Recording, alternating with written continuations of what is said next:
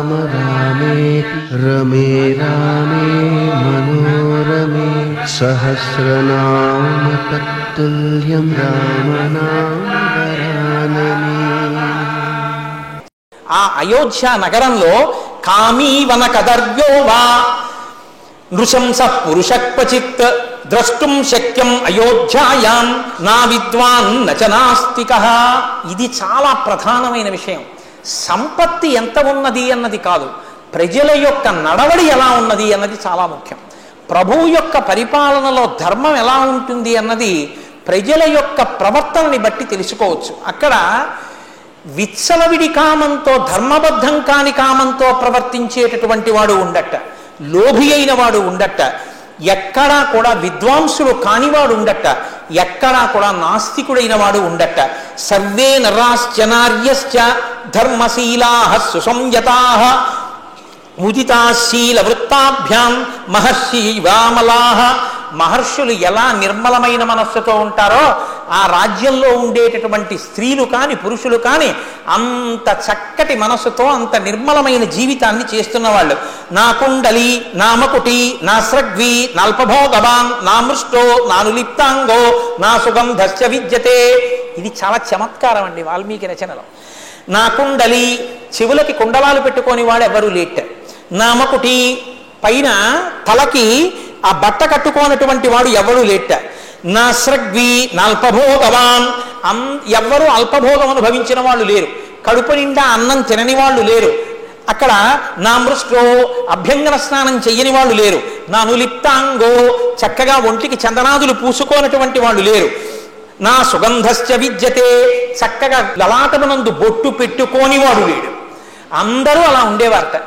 ఇక్కడ మీరు ఒకటి గమనించండి, ఇదంతా బాగానే ఉంది, కానీ అల్పభోగవాన్ ఎలా కుదురుతుందండి? అల్పభోగవాన్ అంటే తక్కువ భోగం అనుభవించేవాడు ఎవడు లేట్. తక్కువ భోగం అనుభవించకుండా ఉండడం అన్నది ఎలా కుదురుతుంది అంటే, నేను మీకు ఒకటి చెప్తాను. నాకు ఒకసారి వెంకటాచలంలో ఒక మహానుభావుడు కనబడ్డాడు. ఆయన ఒకళ్ళ ఇంటికి వెళ్ళి, అమ్మ నాకు ఇంత అన్నం కొంచెం పెరుగు పెట్టండి అమ్మా చాలు అని అడిగట. అడిగితే ఆయన చాలా ఆకలి మీద ఉన్నాడు. ఆవిడ ఇంత అన్నం వండి, ఆయన ఎక్కడా భోజనం చెయ్యడు, ఇంత అన్నం వండి ఇంత పెరిగిచ్చింది. వేస్తే ఆయన దాన్ని నివేదన చేసుకుని దేవతార్చన చేసి భోజనం చేశారు. ఆయన నాతో ఒకసారి మాట్లాడుతూ అన్నారు, పెరుగు వేసుకుని అన్నం తినేస్తే ఈశ్వరుడు సంతోషించేస్తాడండి, ఈశ్వరుడికి అన్నీ పెట్టేసినట్టే అన్నారు. నేను అన్నీ తినేసినట్టేనండి అని ఆయన అనలేదు, ఈశ్వరుడికి అన్నీ పెట్టేసినట్టేనండి అన్నారు. నాకు ఆ మాట చమత్కారంగా అనిపించి నేను అన్నాను, ఈశ్వరుడికి అన్నీ పెట్టేసినట్టు ఎలా అవుతుందండి అన్నాను. ఇన్ని పెట్టినా ఆఖరణ పెరుగేసి పెడతాం కదా కోటేశ్వరారు. నేను పెరుగేసి పెట్టేస్తే ముందు అన్నీ పెట్టేసినట్టే స్వీకరిస్తాడు ఈశ్వరుడు, అందుకని పెరుగేసుకు తినేశానండి అన్నారు. పెరుగేసుకు తినేయడం తాను తినడం కాదు. అహం వైశ్వానరో భూత్వా ప్రాణినాం దేహమాశ్రిత, ఇక్కడ ఉన్నవాడికి నేను అన్నీ ఇచ్చేశాను. నాల్పభోగి, నేను తక్కువ భోగంలో ఉన్నాను అన్న భావన వాడికి ఉంటే వాడు తక్కువ భోగంలో ఉన్నాడని మీరు అనాలి. ఎవడికి వాడు తృప్తిగా ఉన్నాడు అనుకోండి, ఈశ్వరుడు నాకు ఏమి ఇవ్వలేదండి అంటున్నాడు అనుకోండి, ఇంకా వాడు తక్కువ భోగంలో ఉన్నాడని మీరు ఎలా అంటారు? ఏమంటే పాపం మీకు ఏసీ లేదే అన్నారు అనుకోండి, ఏసీ లేకపోవడం ఏంటంటే, బాబు మాకు ఎంత గాలో తెలుసా, చూసారా ఎదురుకుండా రావి చెట్టు, మర్రి చెట్టు, సంపంగి చెట్టు, అబ్బో ఎంత సువాసనలో. కోటేశ్వరారు ఒక్కరోజు మీరు అరుగు మీద మంచం వేసుకు పడుకున్నారంటే ఇంకా మళ్ళీ ఎప్పుడు ఏసీలో పడుకోనంటారు. రాత్రి అయ్యేటప్పటికీ పారిజాత పువ్వులు విరుస్తాయి, వాటి మించి సువాసన వస్తుందండి, జాజిపందిరి మించిని. తెల్లవారేటప్పటికి కోయిలు అరుస్తుంటాయి, చిలకలు అరుస్తుంటాయి. మీకు వెంకటేశ్వర సుప్రభాతంలో వినపడినట్టు, శ్రీశైల మల్లికార్జున సుప్రభాతంలో వినపడినట్టు ఆ చిలుకల అరుపులు, కోయిలుల అరుపులు, ఆ భృంగముల యొక్క ధ్వనులు, ఇవన్నీ వింటూ మీరు నిద్ర లేవచ్చు తెలుసా. ఆకాశిందుకమలాని మనోహరాణి ఆదాయ పాదయుగమత్యయుతుం ప్రపన్నాహ అని చదవడం కాదు. మా ఇంట్లో మంచం మీద పడుకుని మీరు ఇలా నిద్ర లేచేటప్పటికి ఎర్రబడుతున్న ఆకాశం, ఉదయిస్తున్న సూర్యబింబం ఇవన్నీ కనపడుతుంటే దూరంగా మా ఇంటి కిటికీలోంచి సముద్రం కూడా కనపడుతుంది, చూశారు, ఇది మా వైభవం అన్నాడు అనుకోండి. ఆయనకి అక్కడ అరుగు మీద ఫ్యాన్ కూడా లేదు. ఏమండి మరి దోమలు పీకుతున్నాయి కదండి మీ ఇంట్లో అన్నారు అనుకోండి, అవి ఏమిటనుకుంటున్నారు? అవి సాక్షాత్తుగా ఉపనిషత్ స్వరూపాలు, శృతులకు చివరుంటాయి, చెవుల చివర కరుస్తుంటాయి. అది ఇష్టుతత్వం, అది సర్వవ్యాపకత్వం, రాత్రనక పగలనక అన్ని చోట్ల ఉంటాయి. ఏమంటే నాకింత పెట్టినవాడు అది ఇంత నిత్తుటి చుక్క తాగితే మరి ఆయన నాకు పెట్టాడు, నాలోంచి దానికి పెట్టాడు, ఫోన్లు ఎదురు నా అంత నేను ఎవరికి పెట్టలేను అదేదో నెత్తుడి చుక్క తాగే అదృష్టం ఇలా అయినా దొరికింది అన్నాడు అనుకోండి, మీరు ఇంకా ఆయన్ని ఏమంటారంటే ఏం లేదని మీరు అంటారు, చెప్పండి నాకు.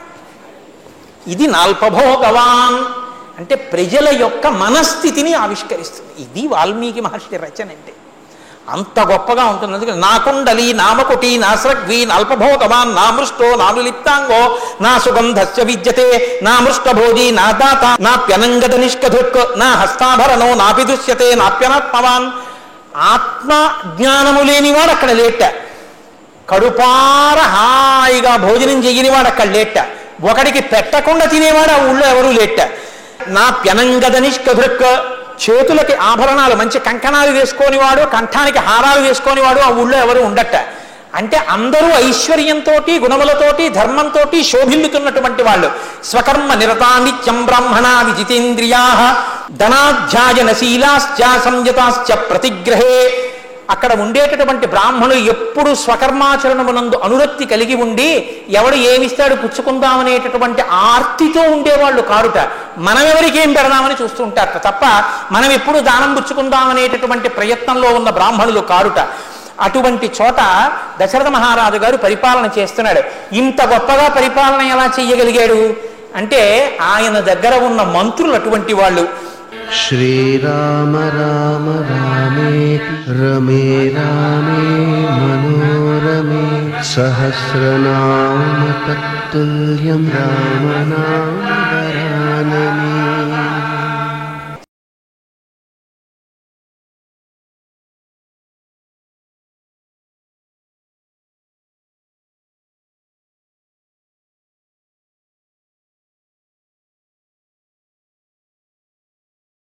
శ్రీరామ రామ రామేతి రమే రామే మనోరమే సహస్రనామ తత్తుల్యం రామనామ వరాననే. అష్టౌ బభూవుర్వీరస్య తస్య మాత్యా యశస్వినః శుచయశ్చానురక్తాశ్చ రాజకృత్యేషు నిత్యశః దృష్టిర్జయంతో విజయః సిద్ధార్థో హ్యర్థసాధకః అశోకో మంత్రపాలశ్చ సుమంత్రశ్చ అష్టమో భవత్. 80 మంత్రులు ప్రధానులైన మంత్రులుగా ఉండేవాళ్ళు. దృష్టి జయంతుడు, విజయుడు, సిద్ధార్థుడు, అర్ధసాధకుడు, అశోకుడు, మంత్రపాలుడు, సుమంత్రుడు. 80 మంత్రులు ప్రధాన మంత్రులుగా ఉండి పరిపాలన చేస్తూ ఉండేవాడు. వాళ్ళు ఎప్పుడూ రాజకార్యాన్ని సాధించడంలో శ్రద్ధాళువులై ఉండేవారు. వాళ్ళు వశిష్ఠో వామదేవశ్చ మంత్రిణశ్చ తథాపరే. ప్రధానమైన పురోహితులుగా వశిష్ఠుడు వామదేవుడు ఉండేవారు. విద్యా వినీత హ్రీమంత కుశలాని యతేంద్రియ శ్రీమంతశ్చ మహాత్మానః శాస్త్రజ్ఞా దృఢ విక్రమాః కీర్తిమంత ప్రణిహిత యథావచనకారిణః తేజక్షమా యశప్రాప్త స్మితపూర్వాభిభాషిణః. ఆ ఉన్నటువంటి మంత్రులందరూ కూడా విద్యా వినయ సంపన్నులు. వాళ్ళు ఏ పనులు చెయ్యాలో ఆ పనులకు సంబంధించినటువంటి విషయాలన్నీ పరిపూర్ణంగా తెలుసున్నవారు. అంతే తప్ప అసలు దాని గురించి ఏమీ తెలియకుండా మంత్రి అయిపోయిన వాళ్ళు కాదు. పరిపూర్ణంగా ఆ విషయాన్ని సమగ్రంగా తెలుసుకున్న వాళ్ళు ఆ మంత్రిత్వాన్ని నిర్వహిస్తూ ఉండేటటువంటి వాళ్ళు. వాళ్ళు అన్నిటికన్నా గొప్ప విషయం ఏమిటో తెలుసా అండి, ఇంద్రియములను నిగ్రహించినటువంటి వాళ్ళు. సహజముగా వాళ్ళు గొప్ప ఐశ్వర్య సంపన్నులు. అటువంటి వాళ్ళు శుచయశ్చానురక్తాశ్చ గొప్ప శుచి కలిగిన వారు. శుచి కలిగిన వారు అంటే పారదర్శకతతో పనిచేసేటటువంటి వారు తప్ప ఈ పని మనం చేసేటప్పుడు మనకేమొస్తుందనేటటువంటి ఆలోచన అసలు లేని వాళ్ళు. ఇంకా స్పష్టంగా చెప్పాలంటే బంధుప్రీతి, లంచగొండితనము, ఆశ్రిత పక్షపాతము, సంకుచితత్వము ఇటువంటి దుర్గుణములకు దూరముగా ఉండేటటువంటి వారు. ధర్మానికి కట్టుబడి పనిచేసేటటువంటి వాళ్ళు. కుశల వ్యవహారేషు సౌహృదేషు పరీక్షితా. కౌశల్యం అన్న మాట మీరు బాగా అర్థం చేసుకోవాలి. కౌశల్యం అంటే ఏమిటో తెలుసా అండి, ఎక్కడి వరకు దేన్ని వాడాలో అంతవరకు మాత్రమే వాడగలిగితే కౌశల్యం. కుశ అంటే దర్భ.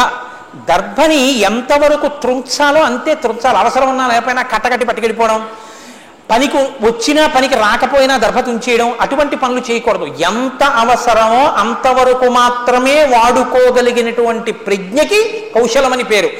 వాడు అన్యాయం చేయలేదు, తప్పు చేయలేదంటే శత్రువని తెలిసినా వాళ్ళు శిక్ష వెయ్యరు. తన కొడుకే అని తెలిసినా తప్పు చేశాడంటే శిక్ష వెయ్యకుండా ఉండరు. అటువంటి ధర్మాత్ములైనటువంటి మంత్రులు అయోధ్యాధిపతి అయినటువంటి దశరథ మహారాజు గారికి సహాయం చేస్తూ ఉండేవాళ్ళు పరిపాలనలో.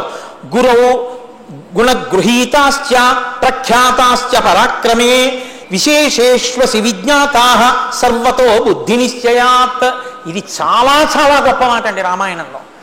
తల్లిదండ్రులు, గురువులు, పెద్దలు మొదలైనటువంటి వారికి సంబంధించినటువంటి గుణములను తాము గ్రహించి స్తోత్రం చేసి అనుష్ఠించడానికి ఆదర్శంగా స్వీకరించారు తప్ప మంత్రులు వారి యందు దోషములు ఉన్నా వీరు చూసేవారు కాదు, మాట్లాడేవారు కాదు. నాకు ఈ మాట చెప్తుంటే ఒక విషయం జ్ఞాపకానికి వస్తోంది. చంద్రశేఖర భారతీ స్వామి వారి దగ్గరికి వెళ్ళి ఒక వ్యక్తి అన్నాడు, నేను మా నాన్నగారిని చాలా జాగ్రత్తగా చూస్తాను, షహబాష్. మా నాన్నగారికి ఎంతో గౌరవిస్తాను, షహబాష్. మా నాన్నగారికి నేను అన్నం పెడుతున్నాను, చాలా సంతోషం. కానీ మా నాన్నగారు నన్ను ప్రేమించరు, నేను చెప్పిన మాట వినరు, నోరు మొయ్ అన్నారు. నీ ధర్మం ఎంతవరకు అంటే తండ్రికి కొడుకుగా తండ్రిని అనువర్తించడం, తండ్రిని కీర్తించడం, తండ్రి యొక్క గుణములను కీర్తించడం. తండ్రిని నిన్ను దూషిస్తే నాన్నగారు ఆశీర్వచనం అనుకుని వెళ్ళిపో. అంతేకాని తండ్రి యొక్క దోషములు చూసే స్థితి నీకు లేదు. తండ్రి యొక్క దోషములను ఎంచడం కుమారుడి యొక్క లక్షణం కాదు. గురువు యొక్క దోషములు శిష్యుడు ఎన్నడూ చూడకూడదు, గురువు గారి గుణములు ఒక్కటే చూడాలి. ఇది చూడడం తెలుసున్న వాళ్ళు దశరథ మహారాజు గారి మంత్రులుంటాయి. మంత్రులు అలా ఉంటే, మంత్రులు అటువంటి నడవడితో ఉంటే రాజ్యం ఎంత గొప్పగా ఉంటుందండి. కాబట్టి దశరథ మహారాజు గారి యొక్క రాజ్యం అత్యంత వైభవంగా జరిగిపోతోంది. ఇక్కడ సుతార్థం తస్య తప్యమానస్య నాసీద్ వంశకరస్సుత. అంతా సంతోషంగా ఉన్న దశరథ మహారాజు గారికి మాత్రం ఒక్క బాధ ఉండిపోయింది. ఏమిటి ఆ బాధ? అయ్యో, వంశకరుడైనటువంటి కుమారుడు లేడు, సంతానం లేదు. అందుకని ఆయన ఏం చేశారంటే సుయజ్ఞం వా మదేవంచ జాబాలి మదకాశ్యపం పురోహితం వశిష్టంచ ఏ చాన్యే ద్విజసత్తమాః. ఒకసారి ఆయన కూర్చుని ఆలోచించాడు, నాకు సంతానం కలగలేదు, నాకు సంతానం కలగకుండా ఉండడానికి కారణం బహుశः ఏదో ఒక నేను చేసిన పాపము ప్రతిబంధకమై అడ్డుపడి నేను తండ్రిని కాకుండా నన్ను బాధపెడుతోంది. ఇప్పుడు ఆ పాపమును తొలగించుకోవాలి. పాపమును తొలగించుకోవాలి అంటే ఒక ప్రాయశ్చిత్త కర్మ ఒకటి జరగాలి. అటువంటి కర్మ ఎంతో గొప్పది చేస్తే తప్ప పాపం పోదు, పాపం పోతే తప్ప నాకు కుమారులు కలగరు. అంత గొప్ప కర్మ నేను చెయ్యాలంటే ఆశిస్తున్నది అంత పెద్ద ప్రయోజనం కాబట్టి నేను అశ్వమేధయాగం చెయ్యాలి. అశ్వమేధయాగం చెయ్యాలని సంకల్పం చెయ్యడం దశరథ మహారాజు గారికి వేదం మీద ఉన్న నమ్మకానికి పరాకాష్ట. ఆయన అంత జాగ్రత్తగా విషయాన్ని విశ్లేషించి చూశాడు. చూసి వెంటనే మంత్రిని పిలిచి నా పురోహితులైనటువంటి వారిని, ఋషుల్ని అందరినీ పిలవండి, నా సంకల్పం చెప్తానన్నాడు.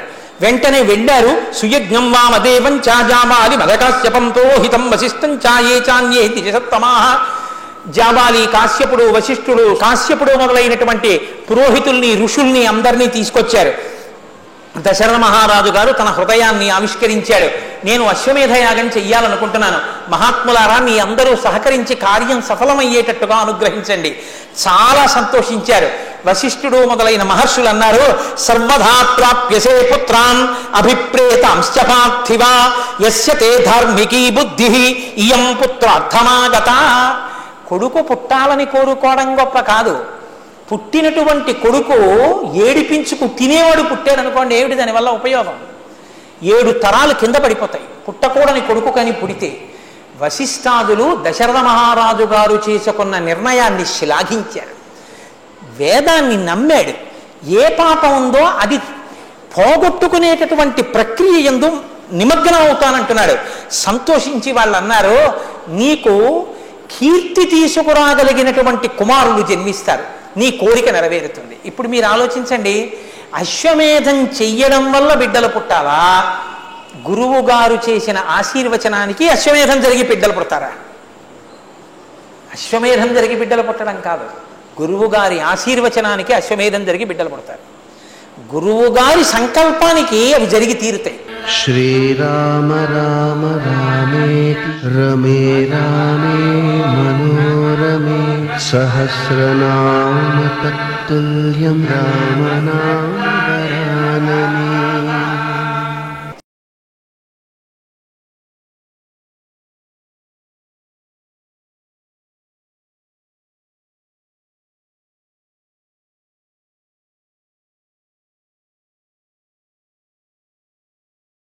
శ్రీరామ రామ రామేతి రమే రామే మనోరమే సహస్రనామ తత్తుల్యం రామనామ వరాననే.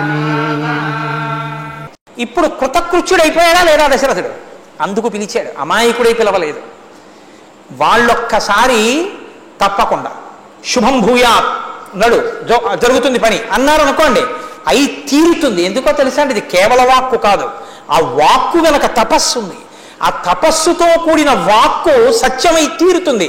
వాళ్ళు అన్నది సత్యం అవుతుంది, సత్యం వాళ్ళు మాట్లాడడం కాదు. బాగా గుర్తుపెట్టుకోండి, సత్యం వాళ్ళు మాట్లాడడం కాదు, వాళ్ళు అన్నది సత్యం అవుతుంది. ఆయన దీర్ఘాయుష్మాన్ భవ అన్నాడు అనుకోండి, రేపు చావలసిన వాడు 100 ఏళ్ల తర్వాత వస్తాడు, పూర్ణాయుర్దాయం పొందుతాడు అంతే.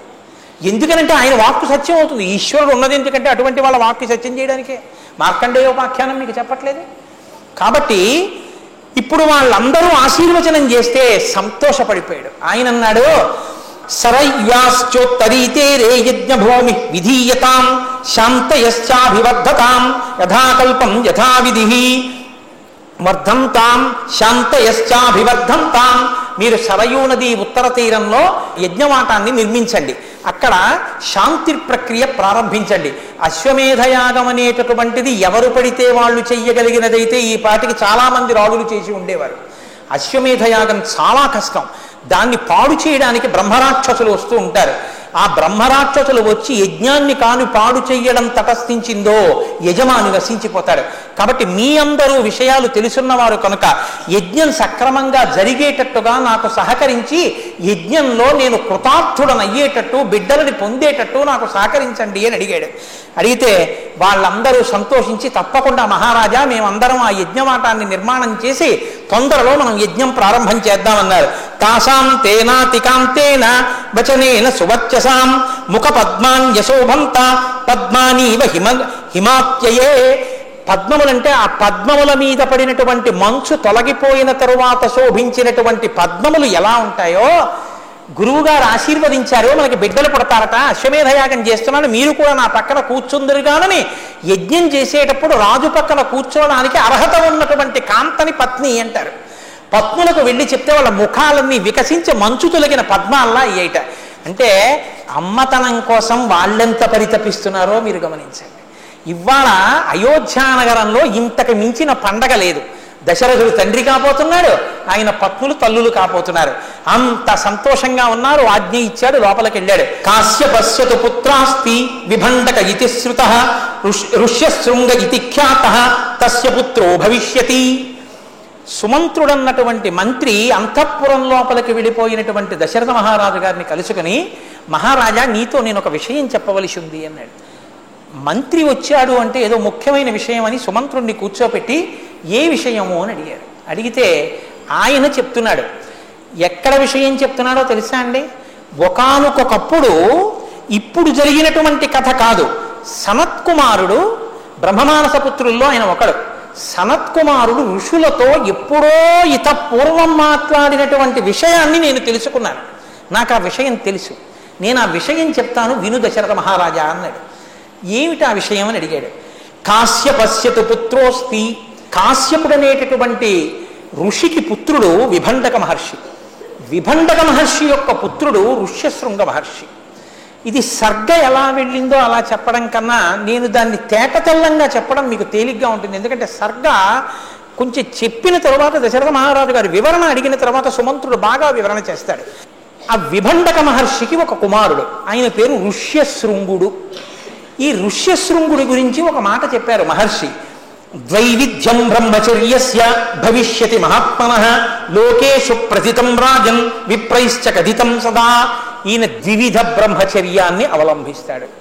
బ్రహ్మచర్యం 2 రకాలు ఏమిటండి అంటే, తాను బ్రహ్మచారి ఆశ్రమంలో ఉన్నప్పుడు మేఖల మౌంజీ మొదలైనటువంటి వాటిని ధరించి అగ్నిహోత్రాన్ని తండ్రిని ఆరాధిస్తూ గడిపి గాయత్రీ మంత్రాధిష్టాన దేవత యొక్క అనుగ్రహం చేత వేదము చేత ప్రతిపాదింపబడిన అనుభవైక వేద్యమైనటువంటి ఈశ్వరతత్వాన్ని అనుభవంలోకి తెచ్చుకోవడానికి కావలసిన సమస్త విద్య అభ్యసించేటటువంటి ప్రక్రియకి బ్రహ్మచర్యం అని పేరు. అప్పుడు పాటించేటటువంటి నియమ నిష్టలు. అప్పుడు అగ్నిని తండ్రిని ఆరాధిస్తారు. తండ్రి అంటే గాయత్రిని ఉపదేశిస్తాడు కాబట్టి ఋషికుమారుడు కనుక ఋషియే ఆశ్రమాన్ని నడిపి విద్యాబోధ చేస్తాడు కనుక, లేకపోతే గురువు.